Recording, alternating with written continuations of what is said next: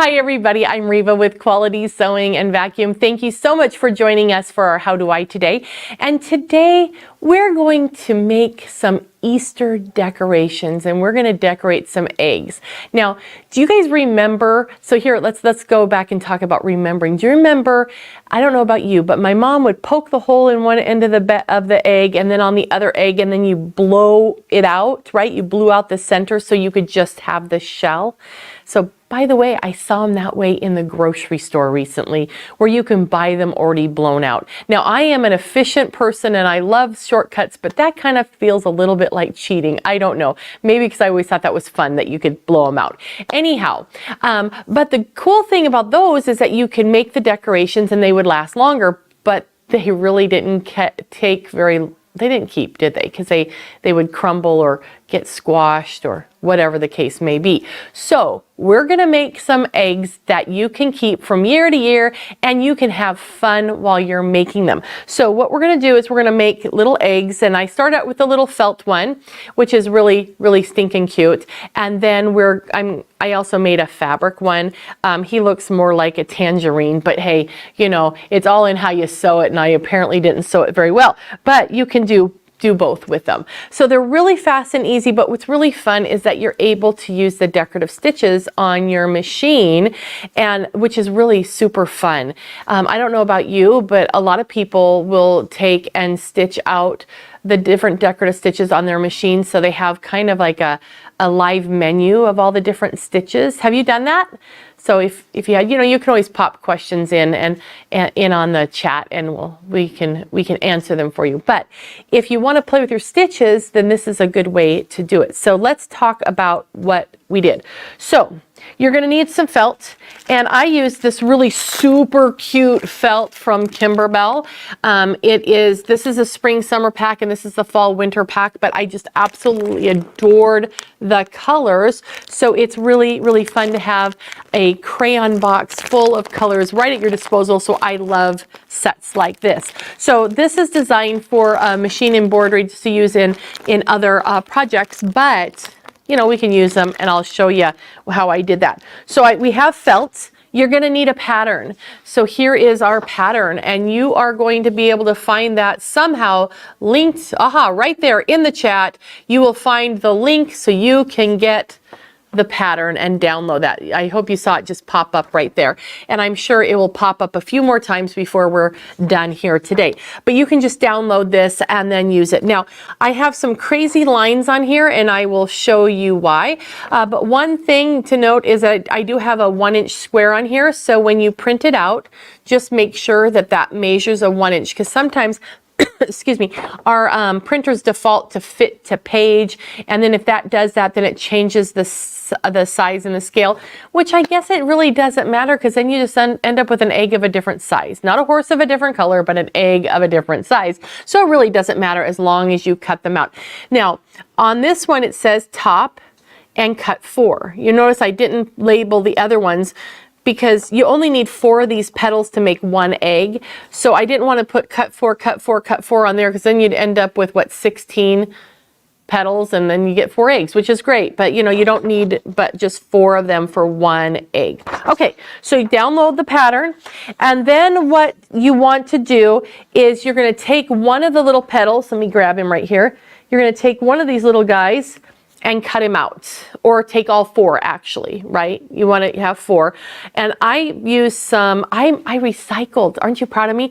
I had some packing material that was a lid to a box that was clear plastic, and I stuck the paper to it and cut it out. So now I have a rigid template, and you'll see why that's really a handy thing to have here in a minute. And then you want some felt of whatever color you want. And this felt, I've done I have the white ready for us to use today. I figured that you could see the stitches on that pretty well. So what you're going to need for this size is a strip of felt that's at least 5.5 5 inches in height, and this is 9 inches in width, because the whole sheet is 9 by 13 or something like that. So you can get it out of a 9-inch wide, but it's going to be really close. So just bear that in mind, but it will work. But you only need a 5-inch strip of it. Now, then with that, I've applied some tearaway stabilizer on the back, because when you're doing decorative stitches, it's just like embroidery. You want to have a stabilizer so the fabric doesn't draw up and get all bunchy. You want your stitches to look really pretty and to lay nice. Now, I brought a couple of different stabilizers for you to see. They're both a tearaway stabilizer, and this is a standard embroidery weight tearaway stabilizer, and it has a fusible on the back of it. That's why things stick, right? Because it's fusible. But the thing with this is that it is thicker, and so when you go to tear it, yes, it will tear, but it's crisper, it's harder to tear. And with decorative stitches, since you're tearing right against decorative stitches, you want to be really gentle with them. So this is my favorite for working with decorative stitches. And this is the Quilter Select Tearaway. Now the tearaway here is really light. It's almost, can you see how sheer it is? I don't know. I can't see there. But it, on the one side, it has a coating on it that feels a little bit like butcher paper or wax paper. So it's a temporary fuse, and it tears super easy. It's really easy to tear, but it's going to be stiff enough to protect the fabric from drying up when you're doing your stitching.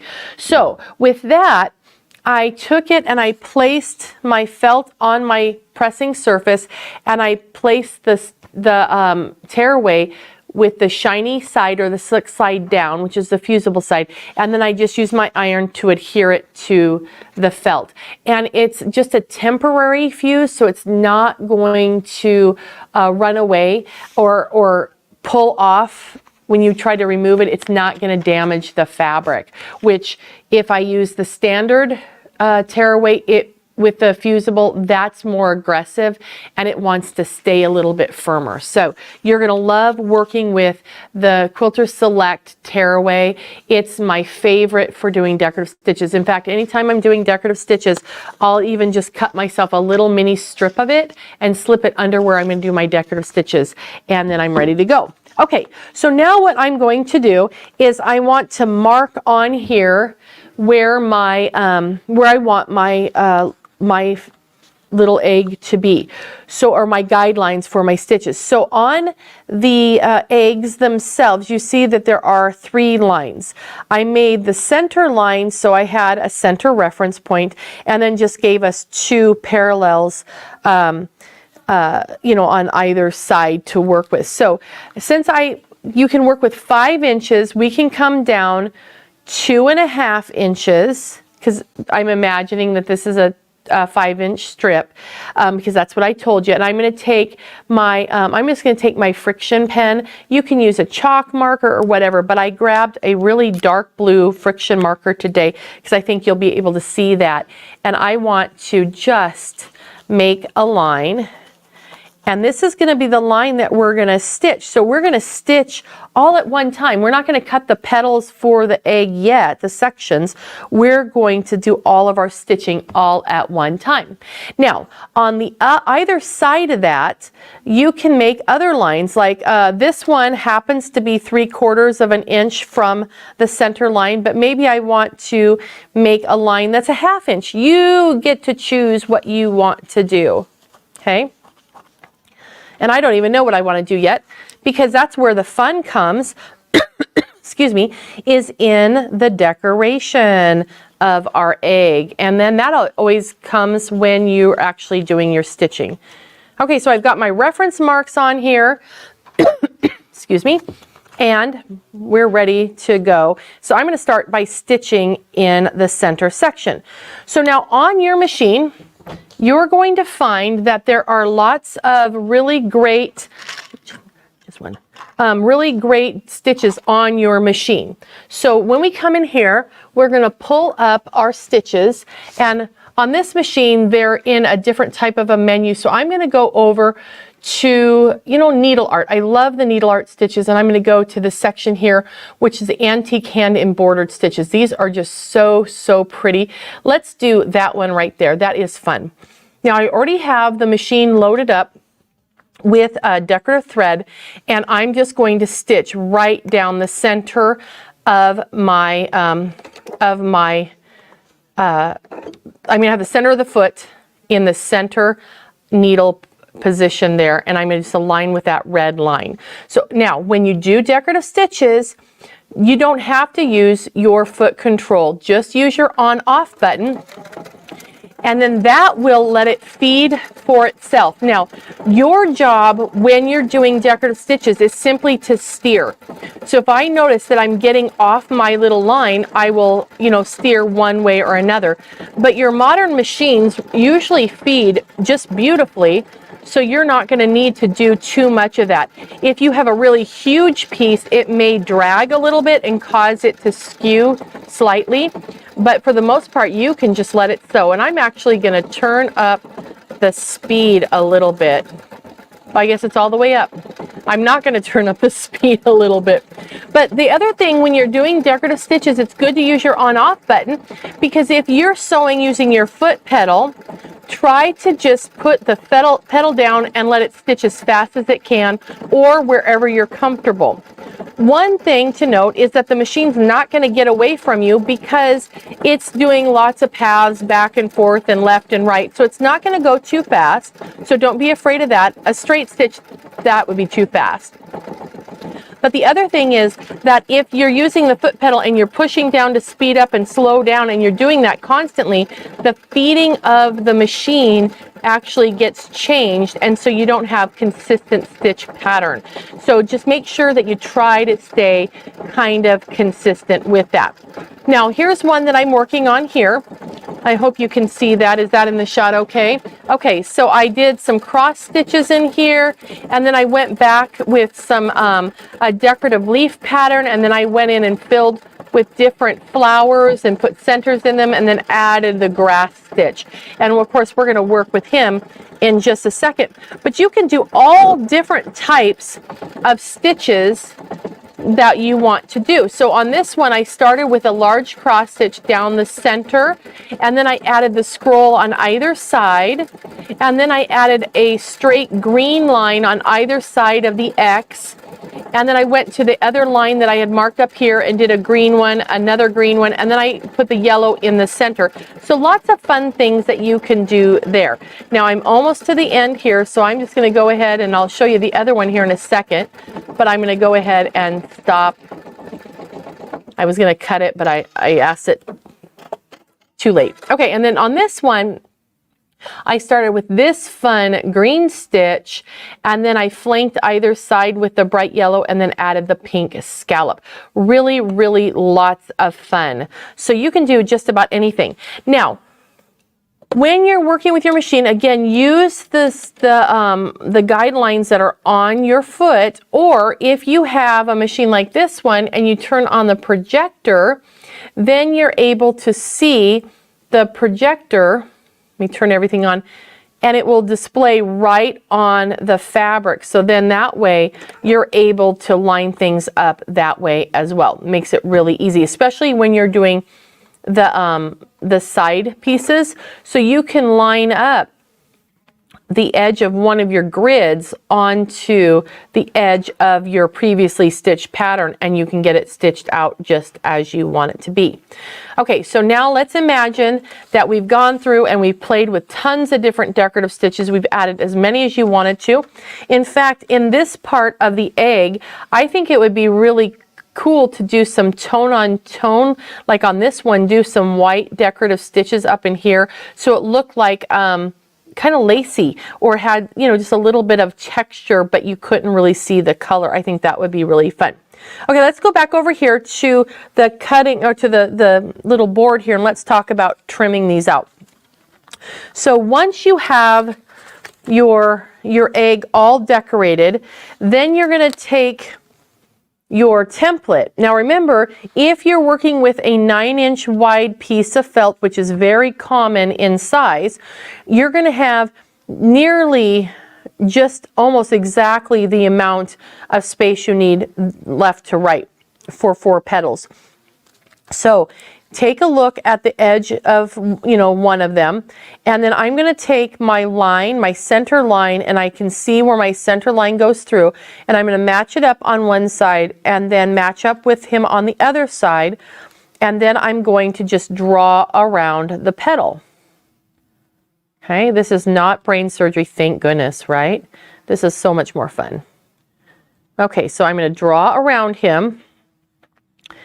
And then when we take him off, I'm going to add a T for which was the top. So I know which way goes up, because an egg is wider at the base than it is at the top. So this guy is, we want to make sure we don't get him all twisted around, right? So you're going to continue and mark all the way across. And as you can see, I'm going to end up with it just exactly where it needs to go. Okay, so you're going to do that all the way across, and then what you want to do is you want to cut them out. So I've got 2 of my 4 petals here, and I'm going to go ahead, take my scissors. These are serrated scissors, so they're kind of nice to use for this because they will cut really easy. But before I cut, let's go ahead and peel off our stabilizer. So see how nice that removes? It just peels right away. So easy. And if you want to get in here and take out the stuff in between the stitches, you can do that. And what I did for that is I simply slid my little scissors underneath that. And this part is a straight line, and that's shaggy. So this is perfect. I'll show you how you can get that taken care of. So I'm just going to slide underneath there and get all that cut right next to the stitches. Then when you're coming in here, it's not a straight line, it's a grass stitch. Maybe you can see it better this way. You can see how it goes in and out. So I don't want to pull really hard on those stitches because I don't want to damage them. So I'm going to start up here, and I'm going to support with my right hand and pull with my left, and I'm pulling in toward the stitch. So that way the perforation helps get it so it will tear. And then you can always just set it down, but you just want to support those stitches with your alternate hand a little bit, so that way they will tear. And it's easier for me to do it in hand, not flat. So just be patient and trim him up, and we'll do the other side, because I just don't want to have, you don't have to do this, but I don't want to have much stabilizer sticking out my petals. So I'm going to go ahead and trim this guy off, and then we'll tear him away.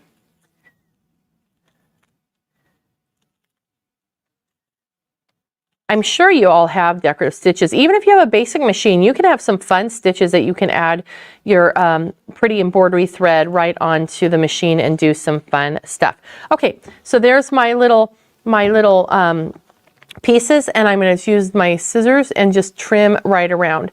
If you want to, you could always freehand cut it with a rotary cutter. I feel more comfortable with scissors personally. Okay, so I'm going to come down here. Now, one thing I'm going to confuse the mix right here. I had my line drawn right in the center, and this is a 5-inch strip. Do you notice how the top is right to the top, but the bottom isn't? So you could, instead of doing 2.5 inches, if you did 2 1/4 down, then your center line would be down here, and you would have more space up at the top. So that's just something that you can do. All right. I don't know about you, but I like to conserve fabric and use that as much as I can. And then I want to show you the fabric one that I did before I show you how I put these together. And that going together is just really, really simple. And I need, keep a scrap or 2 of this, you'll need that.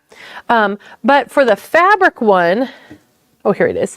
I used a couple of just charm squares. I used 2 charm squares to make this little guy.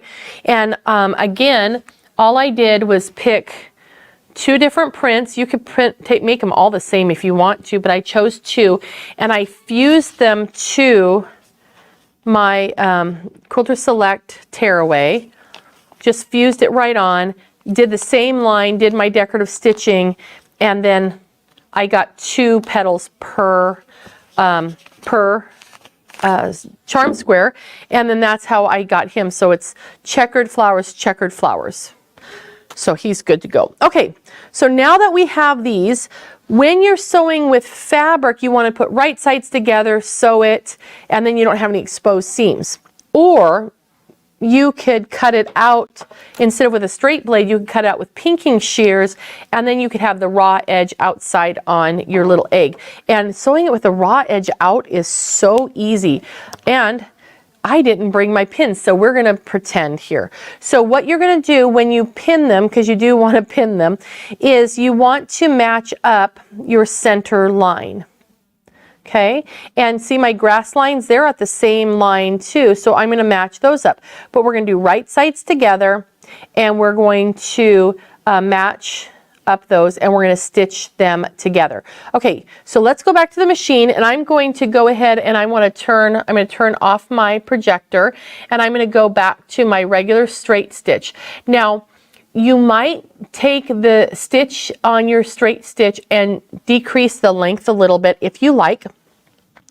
And then I am going to stitch him together, and actually I'm going to change from a purple thread, and I'm just going to change to the white thread so it matches, because my bobbin, which I didn't bring, my bobbin is white, so I'll just use a light color here. Okay, so easy. It's also a fun way to use all the different decorative threads that you have. You can also use pieces of yarn and do stitches over the top of yarn. And if you could do that, if you wanted to stitch over your yarn, I would take and use some Quilter Select glue stick and glue it down, and then do my decorative stitches right over it. That'd be really fun. Okay, so I have wrong sides together. I've lined up my pattern, and you want to line up your tip, and I'm going to work with pretty much a 1/4 inch seam allowance, and you can mark that if you want. I'm going to take one of my scraps and put under the needle first, so that way it's going to stitch onto that, so I have something that is holding it down, you know, that's already being fed. And now I'm going to take my point, and I'm going to line it up with my 1/4 inch mark that's on my sole plate, and also with a marking on my foot, and I am going to stitch, and I'm going to line my pieces up. Okay, so we're only going to need to do this on the 2 pieces, the two sets, because you have a set of 2, and then the other set of 2. Okay, now I'm just curving back up to the top. And if you make a smaller stitch, then you're going to be able to, it will hold together while you're handling it. Okay, so I'm going to take my next units, and I shouldn't have cut that thread, should I? Because I need that to stitch through. I'm going to come back and stitch onto it a little bit more again. Okay. Don't cut your thread in between. You can cut them with scissors later. Okay. So now let's come in here. And again, it does work really easy to have this with pins, but you know, if you don't have pins, just wing it. Okay. So now I'm going to line up. I'm kind of working to line up my next grass. If I had pins, then I wouldn't be, but you want to make sure that your patterns match up. And then I'm going to come down here, and I'm going to do a little reverse at the end. You can do that as much as you want or not if you don't want to, because this is just a crafty egg. Okay, so now I'm going to trim my little threads off. So I have this little seam right here. Now what we're going to do is open him up and open him up and turn one of them backwards, and then it will fit right inside. Just make sure that your top is up. We want the top to be up, and we're going to match up our pattern again. Now we're going to stitch it the same way, but what I want to do is, can you see how fluffy all the seam allowance is? I'm going to push it one way, and I'm going to start stitching right here and come down and end at the opposite end and push those that other way. Then when I do the other side, I'm going to push them the other way, so my little seams will stand right up like this. Okay? Okay, so let's line up the seam allowances because we want the seams, we want the seams to match. Make the seam allowance go away from us and slip him down in here. And I'm going to eyeball with the needle first just so I have that third hand. Now I'll put the foot down, and now we'll get him in here and we'll line up our stitches. Okay, so now we'll just stitch around. This is designed for a seam allowance that's about 1/4 inch. My little, this one I used less than 1/4 inch, so he looks a little bit more, like I said, like a kumquat or a, doesn't look so much like an egg, but he's still cute. And a lot of people are doing the cute little trays and tiers that they set in their house, maybe on their kitchen counter, that are just so cute. And then you put in little things like this, little stuffed items, and it's just really, really cute. Okay, so now we're ready for the next side. I just stitched all the way around here. Now I want to push the seam allowance away again. So now it's flopping to the other side. And then let me line up my bits and pieces here. And then we're just going to stitch that 1/4 inch, lining up our decorative stitches again. Okay, now I'm not going to finish. I'm going to just leave it right there. I need to leave a hole. This time I left it in the top. It really doesn't matter. Usually I leave it on one side. But now I've got him, and he's got a hole. That's where the fluff comes in. So I'm just going to take pieces of fluff and just stuff them in there, and we're going to get them all filled up. And you can fill it as full as you want. Just know that when we go to close this, since we're going to do everything on the sewing machine, which is cool because then you can't tell that it wasn't, that there was a hole left. You know, it's all going to look great. You don't necessarily want to fluff it too firmly. Don't make it hard packed, because if it's hard packed, it's going to be hard for you to get in and close up this hole. So let me do a little bit more here. And I'm kind of wiggling my finger in there to get it kind of worked down in. And I think this is where I'm going to stop right now, because I want to show you how to close up the hole. So we're going to pull him back out and get him to match there. And I'm going to go ahead and put on the zipper foot onto this machine. And then I want to move my needle over, because I'm going to be stitching with this fluffy part up. So I need the seam allowance under the foot, and the fluffy part of the egg is going to come up. So I am going to actually move the stitch over to the left a bit.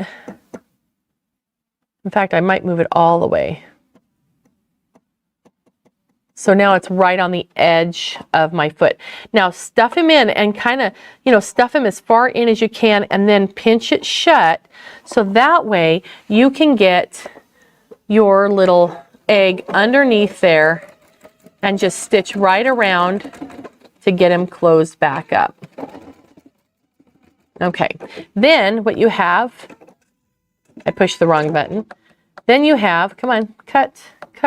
Okay, you don't want to cut? Don't cut. That's fine. Then you have your cute little egg. So then you would just trim your little threads and then take it over to the iron, and then the friction pen will come off, and then you've got a cute little set of eggs. So I hope you have fun making your eggs. Make a whole bunch. You can make a dozen, you can make 2 dozen. It doesn't matter, but what fun these would be to put into little Easter eggs too. So lots of fun. Remember, you can get the pattern from the link that was put into this video. So look through the comments in the video, and you can get the pattern so you can make your own eggs, and then make sure to share them with us on social media. We'd love to see what you have made. So we look forward to seeing you next time, and I hope you enjoy spring. I know it's raining today, but spring is coming. So which means it's gonna rain. Okay, it's gonna rain. It's spring. Okay, have a great day. We'll see you later.